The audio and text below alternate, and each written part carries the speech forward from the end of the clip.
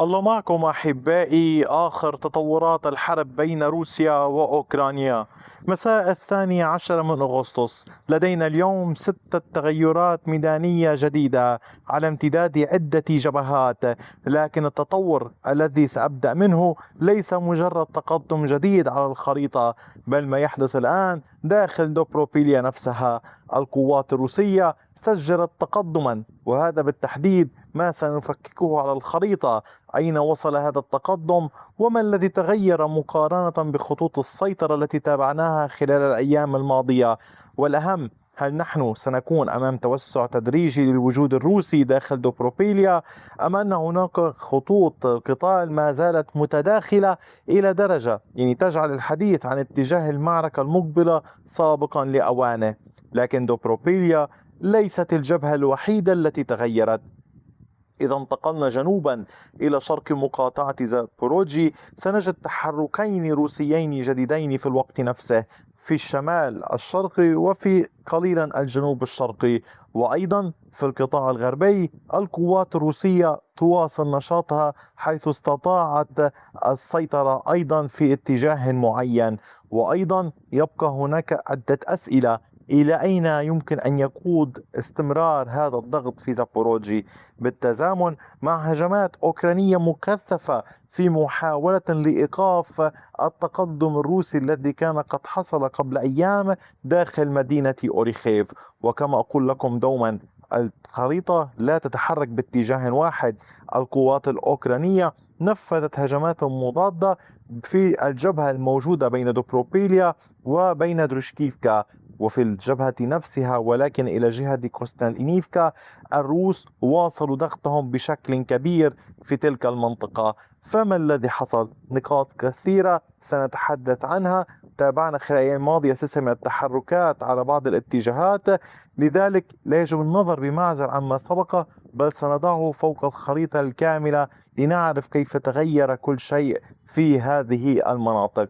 طبعا سنبدأ من اتجاه دوبروبيليا وننتقل إلى باقي الجبهات تباعا. فتأكدوا من مشاركة الفيديو عند الانتهاء من مشاهدته، ودعم القناة لتكونوا جزءا من صناعة كل فيديو. دعم القناة ماديا موجود أسفل الفيديو، زر الانضمام إلى مجموعة القناة على اليوتيوب، وزر آخر لدعم القناة ماديا موجود زر ثانكس أو شكرا، أيضا يمكنكم الدعم.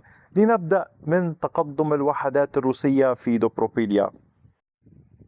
اقتحمت الوحدات الروسية الجزء الجنوب الشرقي قبل أيام كما تعلمون، ثم لاحقا بدأت الوحدات الروسية بالانتشار والتحرك، فتحولت إلى منطقة رمادية. ومع ساعات مساء اليوم كان الروس قد ثبتوا جزءا من سيطرتهم داخل هذه المساحة الموجودة هنا باللون الزهري. كما تشاهدون، هذه هي المنطقة، هي بعمق 920 مترا كحد أقصى، بامتداد نحو الكيلومتر.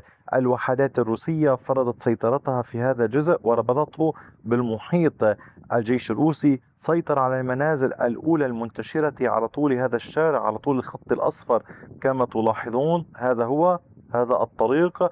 الوحدات الروسية أمنت الجانب الآخر من الطريق انتشرت فيه، ولا تزال القوات الروسية تعمل على توسيع السيطرة في هذه المنطقة الرمادية ومحاولة الضغط أكثر نحو الجهة الغربية.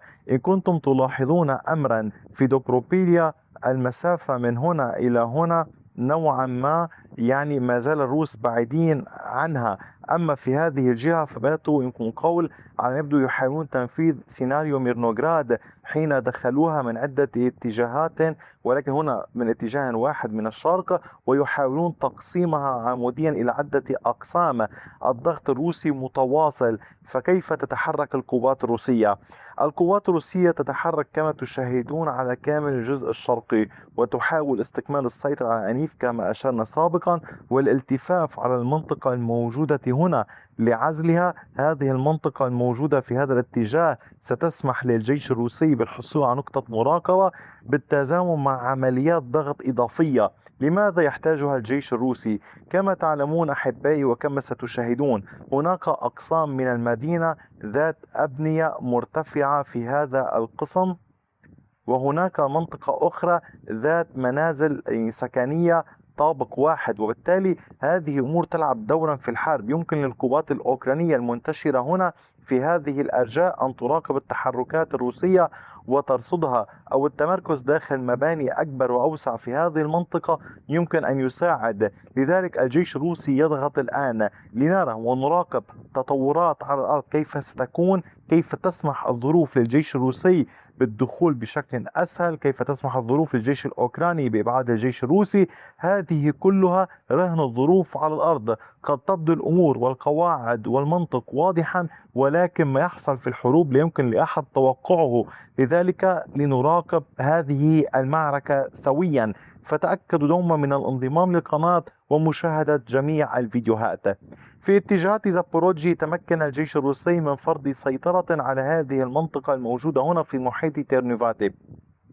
هناك نقطتين هامتين: الأولى التقدم الروسي والسيطرة على كامل هذه المساحة باللون الزهري.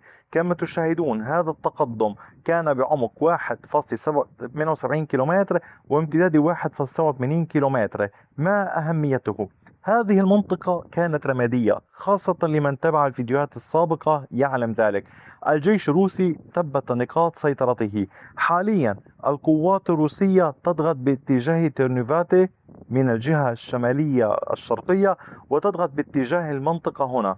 النقطة الثانية أن التحركات الروسية باتت أقوى حتى تمكنت من الدخول باتجاه نوفيبول، ولكن الأوكران بدورهم أيضا يضغطون في هذا الاتجاه، فتبقى منطقة رمادية إلى حين سيطرة أحد الأطراف عليها أو على أجزاء منها، لأنها بشكل كامل يمكن قول منطقة تحركات عسكرية للطرفين. الأمر الآخر، القوات الروسية تواصل التحرك في المنطقة هنا نحو ريزديانكا، والقوات الأوكرانية تحاول التحرك أيضا في هذا الاتجاه. وبالتالي نحن اليوم أمام سباق أوسع على نطاق كبير يشمل بلدتي ريزديانكا وترنوفاتي ومن معهما من البلدات في هذا القطاع، وكل طرف يحاول السيطرة على هذه المنطقة حتى يضغط بشكل تلقائي على جبهة دنيبرو الموجودة هنا وجبهة زابوروجي الموجودة جنوبا.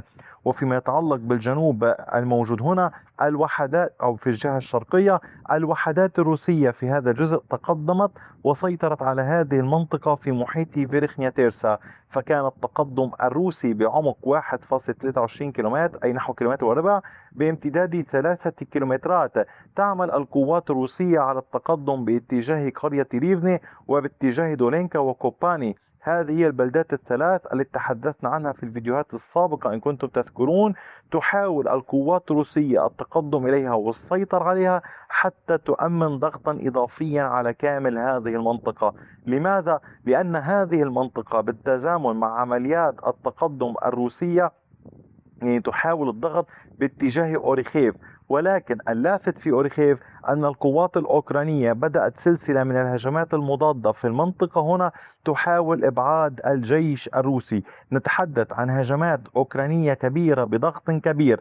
البعض يسأل أين القوات الروسية؟ يعني هذا أمر بدنا نشهده كثيرا في الفيديوهات في التعليقات. أحبائي، القوات الروسية هي قوات مهاجمة وليست قوات يمكن قول الانتشار والتثبيت بشكل دفاعي كما هي حال القوات الأوكرانية تكون موجودة منذ أشهر وتتجهز وتتحضر وتبني التحصينات. لذلك المعركة حاليا في أوريخيف قوية جدا. لذلك لنراقب إلى أين ستؤول الأمور. وفي الجهة الغربية من زابوروجي الجيش الروسي وسع سيطرته نحو لوكانيفسكي مسيطرا على هذه المساحة باللون الزهري كما تشاهدون. نتحدث عن تقدم روسي بعمق أكثر من كيلومترين بعرض نحو كيلومترين. القوات الروسية تعمل على مواصلة توسيع السيطرة في هذا القطاع. كما تلاحظون طوال هذا الشهر كان الجيش الروسي قد سيطر على كامل هذه المنطقة حتى اليوم.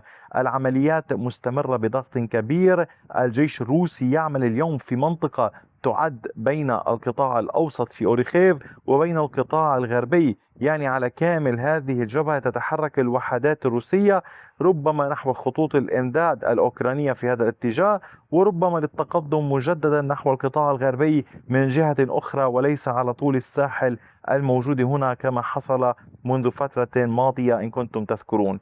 أما فيما يتعلق بالتقدم الأوكراني فقد اخترقت الوحدات الأوكرانية في هذه المنطقة بين دوبروبيليا ودروشكيفكا. الأوكران تقدموا في هذه المساحة باللون الأزرق كما تشاهدون. عمق التقدم بلغ نحو 2.5 كيلومتر بعرض الكيلومتر. فرضت القوات الأوكرانية سيطرتها على هذه المنطقة وتحاول على ما يبدو مواصلة الاختراق وقطع خطوط الإمداد، ولكن هذا التقدم الأوكراني هو موجود بين قوات روسية من 3 اتجاهات. فهل تنجح القوات الروسية في استعادة السيطرة على هذه المنطقة وإبعاد القوات الأوكرانية؟ الأوكران يعني هنا لديهم تواجد في هذه البلدة في كوشيريفيار، وبالتالي تشكل نقطة تحرك لهم في هذه المساحة ككل. وعلى صعيد آخر في المنطقة هنا نحو درشكيفكا ولكن من محيط كوستانتينيفكا وشازيفيار، الجيش الروسي واصل تقدمه مسيطرا على هذه المساحة الإضافية باللون الزهري كما تشاهدون. عمق التقدم هنا بلغ 830 مترا بامتداد 1.65 كيلومتر، فيما لا تزال الهجمات الروسية الأوكرانية مكثفة بشكل كبير. هناك نقطة هامة يجب الإشارة إليها: المنطقة الموجودة هنا تستخدم فيها الدرونات بشكل يعني لا يصدق من قبل الطرفين، والضغط كبير على القوات الموجودة على الأرض. لذلك التقدم هنا والسيطرة هنا فعلا يتم بجهد جهيد من قبل الطرفين في محاولة للحفاظ على سيطرتهم. فإلى أين ستؤول الأمور أيضا يجب مراقبة هذا الأمر. وإن كنتم تلاحظون بالنسبة لما تحدثنا عنه في المقدمة، فالقوات الروسية نجحت في الفترة السابقة في هذا الشهر بالسيطرة على هذه المناطق، وبالتالي تضغط بشكل كبير في جبهة شازيفيار نحو درشكيفكا وأيضا محيط كوستانتينيفكا، وتعمل على تأمين كامل هذه المنطقة. وهذه العمليات مهمة لتحركات القوات الروسية لاحقا باتجاه هذه المدينة. أحبائي، هذا كان كل شيء حتى الساعة. أدعوكم مجددا لدعم القناة بشكل مكثف. أدعوكم لمشاهدة الفيديو الذي نشرته في فترة بعد الظهر حول الضربات الروسية والأوكرانية التي حصلت بشكل مكثف، ستجدونه في القناة. ادخلوا إلى القناة لو سمحتم، شاهدوه. وطبعا شكرا لكم دوما على كامل وقتكم الثمين، وإلى اللقاء بفيديو آخر.